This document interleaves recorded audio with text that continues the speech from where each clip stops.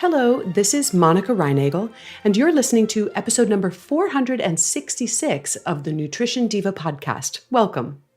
Our show received support this week from Daily Harvest. We've all seen that crave-worthy smoothie on Instagram, the one packed with fruits and vegetables, the kind you wish you could be eating if only you had the time to put it all together. Well, now you can get your super smoothie super fast with Daily Harvest. They send smoothies, activated breakfast bowls, or nice cream vegan sundaes right to your door. Each cup comes ready to blend or heat, and it's ready in just 30 seconds, so you can eat right now. Daily Harvest freezes all their ingredients at peak freshness, and preparing each cup is insanely easy. Just add water or another liquid like coconut or almond milk. They use organic, unrefined ingredients that look as amazing as they taste. You can actually see all of the whole ingredients when you open the cup. Go to daily-harvest.com and enter the promo code DIVA to get 3 items free in your first box. That's promo code DIVA for 3 free Daily Harvest cups at daily-harvest.com. This has been one of the worst flu seasons in a decade, and there are plenty of nasty coughs and colds going around as well. Is there anything you can do nutrition-wise to bolster your defenses? For example, you may have seen the story that went viral last week claiming that drinking wine can keep you from getting the flu. Alas, this was another example of headline writers run amok. In fact, after I posted their original headline, which was, quote, "Drinking wine will stop you from getting the flu," end quote, as a particularly egregious example, the UK's Independent updated their headline to one that's slightly less untrue, but only slightly. Now it reads, "Drinking tea and wine could keep flu at bay." Guess what the study in question did not involve? Wine.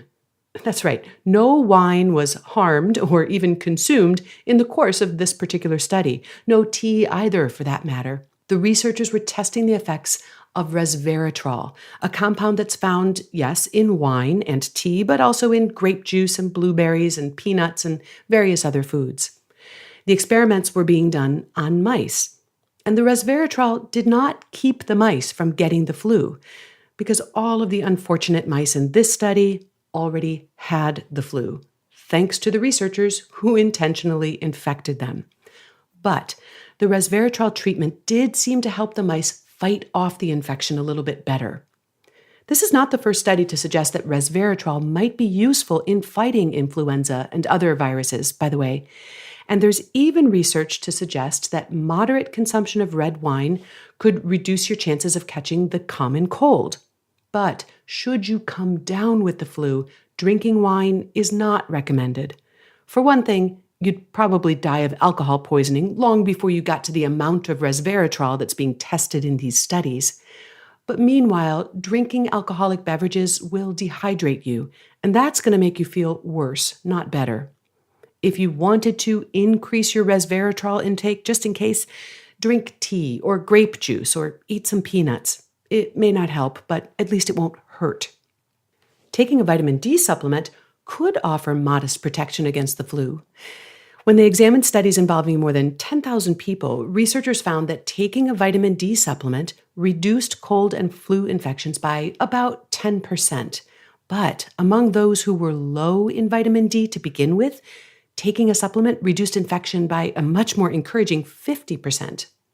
Now, vitamin D is inexpensive, it's exceedingly safe, and it has other benefits, such as helping build strong bones. And low vitamin D levels are extremely common, especially during the winter, otherwise known as flu season.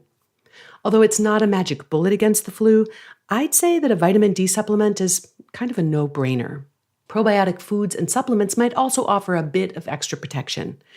In a review of about a dozen studies, researchers found that probiotic supplements cut the risk of cold and flu almost in half, and for those who did get sick, it trimmed a few extra days off their recovery. The caveat here is that the available studies weren't of the best quality, and they weren't all testing the same probiotic. There are thousands of strains of friendly bacteria out there, and they don't all have the same benefits. Some might be better at protecting against infection than others. This is why my strategy is to eat a variety of probiotic foods, including yogurt and kefir, but also miso and fermented vegetables. I figure the more different probiotic foods you consume, the wider the variety of microbes you're exposed to, and the better your chances of getting the right ones. In fact, some studies suggest that the diversity of your gut population might be more important than which specific bugs you have on board. But once you've stocked that pond, you need to be sure to feed the fish, as it were. And that's why it's equally important to eat plenty of prebiotic foods as well. And those include legumes, nuts, whole grains, and other sources of fiber that provide sustenance for those friendly bacteria. Before I tell you about the most important thing you can do to protect yourself against the flu, let me thank this week's sponsor. This week's episode is brought to you by the sponsor that knows that when it comes to bra shopping, fit is key. I'm talking about Third Love. They're the only lingerie brand that offers bras in sizes AA through G.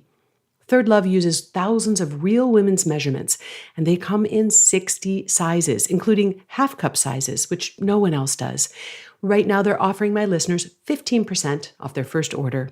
To find that perfect bra for you, just answer a few simple questions from their Fit Finder quiz. It takes just 60 seconds. And Third Love's super smoothing memory foam means that their bras fit and feel great. It's so comfortable you might forget you're wearing it. And if you don't agree, returns and exchanges are easy and free. This year, make the change that will change the way you think about bras and bra shopping. Go to thirdlove.com/diva now to find your perfect fitting bra and get 15% off your first purchase. That's thirdlove.com/diva. Whenever flu season comes around, I get lots of questions about which foods and nutrients will help build up our immune response. But I think we often focus too much on bolstering our immune system and not enough on reducing the number of bugs that our immune system will need to protect us from.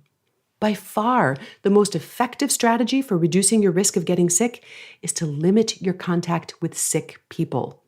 This is easier said than done, of course, because unfortunately, a lot of people continue to go to work and school and attend social events and concerts and movies and board planes, even when they're not feeling well.